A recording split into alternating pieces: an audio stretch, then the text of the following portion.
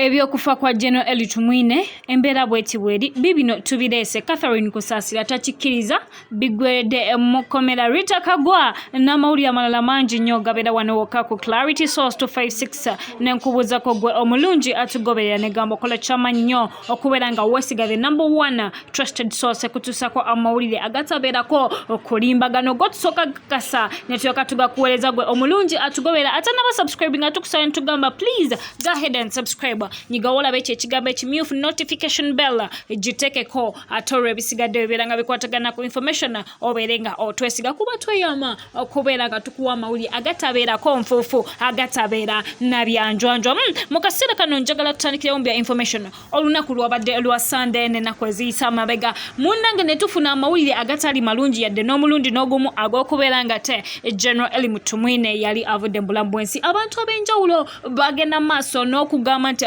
Mukama Katonda bw'atyo wasazeewo ebbanga libadde ddene ab'omukulisa emirimu emirungi gy'akoze ne bagimukulisa nga bagamba bannange ekitalo nnyo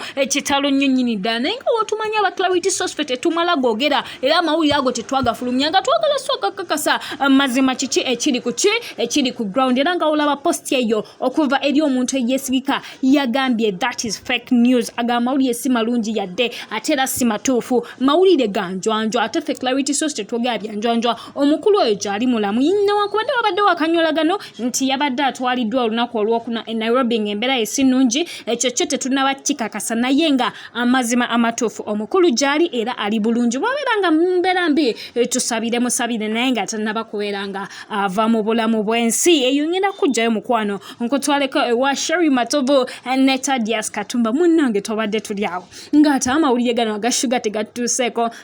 twakutuusako information nti omukyalo ono ate yali lubuto era ne baby shower ne tugikutuusako kubadde nga bali baddamu ne bafuna obutakkanya ye ne Tadius nga obimanyi ebyomukwano mugira ne muyomba ne mukwatagana nga obimanyi ebitambula olunaku olwabadde lwajjo ne tufuna amawulire amalungi nti omukyalo ono Mukama yamubiseko akasubire te n'abeera ng'asobola okusumulukuka n'azaala omwana wa buwala era nga agamu kwagamanya agamuweereddwa ge tusobodde otegerako omwana muwala ono agenda kubeera ayitibwa Sugar ffe nga bw'otumanyi aba Clarity twogera nga twagala buli kye twogerako kyo olabako tetwagala kubuulira bubuulizi biboozibozi ng'endala bwe zikola ffe twagala nnyo okwogera nga ate tukutuusako information mu kaseera kano kankulaga embeera nga yabadde munnange akaseera kabadde akasanyu nnyo era nga bw'olaba akavidiyo ako ekatambula omukyala eyalabiddwako bannaye nga takikiriza ng'amaziga gamuyitamu ng'agamba bannaye Mukama Katonda nkwebaza olw'okubeera nga ate onsobozeseza nange nasumuluka bulungi nga obumanyi akaseera ko tekabeera kangu yadde n'omulundi n'ogumu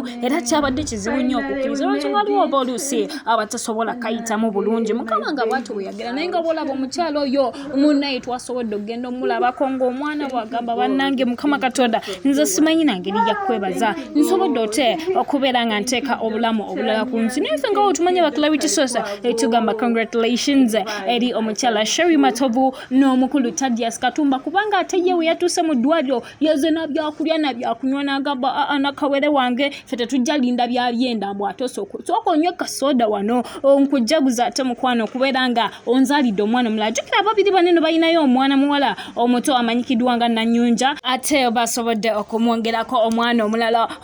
kati ono omwana amanyikiddwa nga Sugar amanya amalala gonna nago tujja beera nga tugamanya naye nga tugamba congratulations eri ababiri bano ate mwebala ebintu bino okubeera nga mubikuwasaganyiza newankubadde okuyomba kubeerawo n'okulwana ng'ebya relationship ebimanye omukulu ono atasooliridde buvunaanyizibwa era omukyala yaliddwako nga mugamba webale nnyo papa olw'okubeera nga otubeereddewo mu buli mbeera totusuulirirangako buli akasimu kabadde kavuga ng'ojja mbirombiro ng'ojja misinde olw'okuba nga te obeera oyitiddewo ffe tugamba congratulations eri family eno era n'omwana Sugar tumwagaliza bisinga byokka mukyala matovu ate thank you for bringing another life to earth ngenda kujjayo masanyu ngutwaleko w'omukyala Rita Kagwa munnange omukyalo ono yakajja ennaku ntini nnyo ag'omu ggwanga Uganda naye olwabadde otuuka mukwano olwabadde otuuka ndowooza abamuloga n'abatamwagala ne balyoka bamuwendulira mukwano wenjogerera lunaku lwabadde lwa Sunday olunaku olw'ejjo ng'ali mu kkomera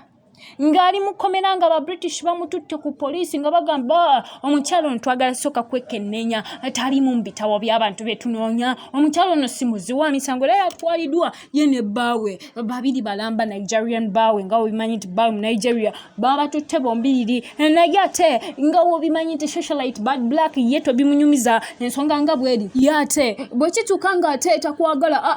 kisusa nga obimanyi nti balinamu empalana gye noono naye omukyala yagenze maaso n'agamba nti twatwaliddwa ekituufu goge mazima twatwaliddwa ku poliisi ng'ebigambo ebyabadde bitambula naye ate twasobodde okubeera nga tukeberebwa mu bitabo ebyo omukyalo oyo yeyita Lady Senga munnanga alabika yansibisiza naye omukyalo Lady Senga naye ali eri agamba